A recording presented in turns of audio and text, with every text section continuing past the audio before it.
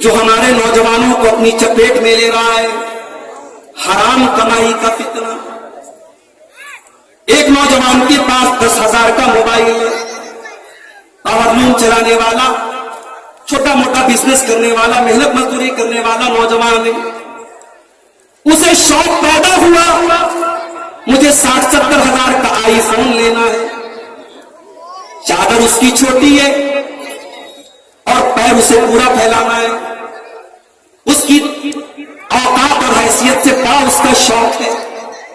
इस शौक को पूरा करने के लिए वो ऑनलाइन सट्टेबाजी में मुब्तला हो जा रहा है।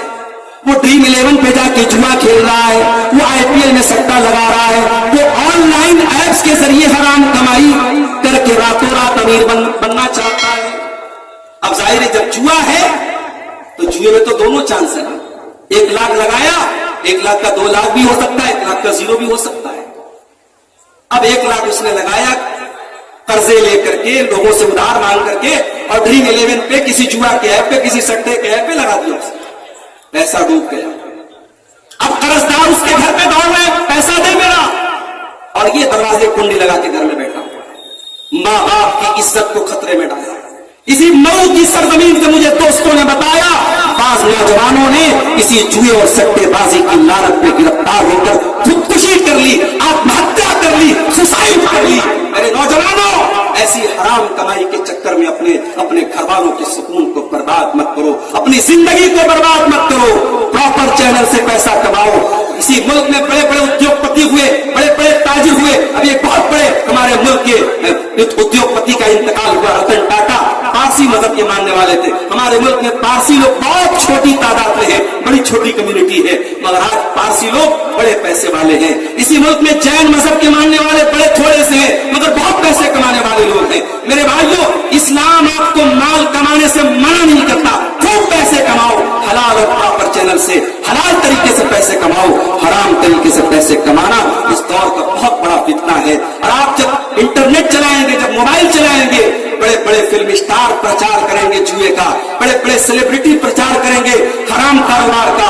आपको अल्लाह से डरना है और हराम से बच करके अपने आप को हलाल में लगा के रखना है। अल्लाह के प्यारे नबी ने फरमाया, याती अन्नास ज़मानुन ला युबाल अल-मर्'उ मिन ऐना अखज़ल माल। एक ऐसा जमाना भी लोगों पर आने वाला है जब माल कमाने के सिलसिले में लोग भूल जाएंगे कि माल कहां से आ रहा है, हलाल तरीके से आ रहा है, हराम तरीके से आ रहा है। इस दौर का एक और बहुत बड़ा फितना है, इस्लाम को गालियां दी जाएं, आपके नबी का नाम लेकर के आपके नबी के खिलाफ जहर भरी बातें कही जाएंगी, और रिएक्शन में आकर के प्रतिक्रिया के तौर पर, रद्द अमल के तौर पर अगर कोई आपने काम किया तो फौरन आपके खिलाफ कानूनी कार्रवाई करने के लिए भी लोग खड़े। मेरे प्यारे साथियों, एक ऐसे नाजुक दौर में जब खुलेआम हमारे नबी की तौहीन की जा रही है, मैं खुले लफ्जों में आपको एक पैगाम देना चाहता हूं।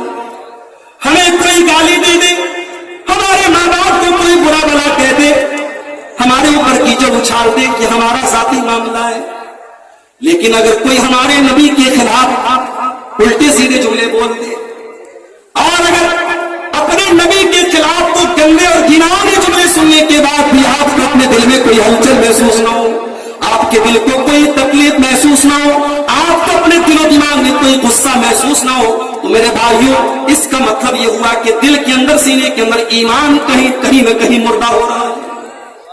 हमारी अपनी जानें, हमारे जानो माल, हमारे माँ बाप, हमारी इज्जतों कुर्बान है हमारे रसूल की नामूस के ऊपर। मेरे रसूल से हम इससे समझौता नहीं कर सकते। हमारे नबी को बुरा भला कहा जाए, हम इसे गवारा नहीं कर सकते। ये मैसेज दुनिया तक जाना चाहिए, ये मैसेज हुकूमतों तक जाना चाहिए कि हमें तुमने कहा, हमने गवारा कर लिया, हमारे नबी के खिलाफ बोलोगे और ये सोचोगे कि हम बर्दाश्त कर लें, ये नहीं हो सकता। हाँ, हम कानून तोड़ने वालों में से नहीं है, हम अराजकता फैलाने वालों में से नहीं है, हम फसाद करने वालों में से नहीं है, मगर हाँ, हमारा ईमान ये है, अन्नबिय्यु औला बिल मुमिनीन मिन अनफुसिहिम, हमारे नबी हमें अपनी जान से ज्यादा प्यारे हैं। तुम हमें गालियां दे दो, हम गवारा कर लेंगे, लेकिन हम अपनी जानें कुर्बान करने के लिए तैयार हैं अपने रसूल की नामूस पर। मेरे अजीजों, मेरे साथियों, इस दौर के बहुत बड़ा फितना ये भी है कि आपके नबी को, आपके दीन को, आपके कुरान को मुख्तलिफ तरीकों से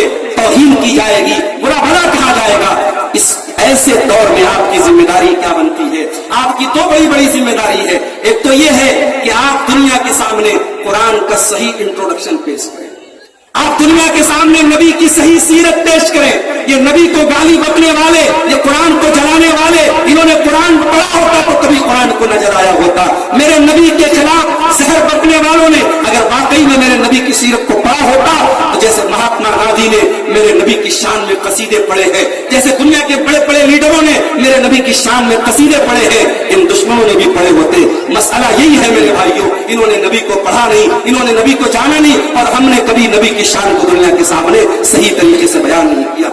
एक काम तो हमें ये करना है, इस्लाम को, कुरान को, नबी को इंट्रोड्यूस कराना है, और दूसरा काम ये करना है कि एक कौम की हैसियत से, एक कम्युनिटी की हैसियत से हमें अपने आप को अपने नबी के नक्शे कदम पे चल के दिखाना है। अपने नबी का किरदार, आप कारोबार भी करें, आप बिजनेस भी करें, आप नौकरी भी करें, आप दुनिया के किसी भी कोने में चले जाए, आपका रहन सहन, आपकी बोलचाल, आपकी गुफ्तगू, आपका कैरेक्टर ये बताए कि मोहम्मद रसूलुल्लाह के मानने वाले हैं, ये इस्लाम के मानने वाले हैं। दूसरों को तकलीफ देना और दूसरों की राह में रोड़े अटकाना, ये मेरे नबी की शान और मेरे नबी का तरीका नहीं है। इससे पहले कि मैं बात आगे बढ़ाऊं, हमारे कुछ अहबाब बनारस से आए हुए हैं।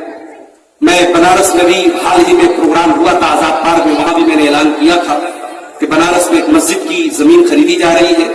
बड़ा अमाउंट है, 70-75 लाख का अमाउंट है। वो लोग बेचारे परेशान हैं, वो इलाका कमजोर लोगों का इलाका है। वो ताउन के लिए हमारे वो भाई आए हैं, शायद पीछे कहीं उन्होंने स्टॉल लगाया भी, यहाँ पे हाजी साहब वहां के थे। आप हजरात आए हैं, जो भी ताउन हो सके उनका करते हुए जाएं। अल्लाह आप सबको इसकी तौफीक अता फरमाए। मेरे अजीजों, आज फितनों के इस दौर में हमारी एक बहुत बड़ी जिम्मेदारी ये भी है कि हम अपने बच्चों की और अपने खवातीन की और अपने घर की लड़कियों की हम सही करें।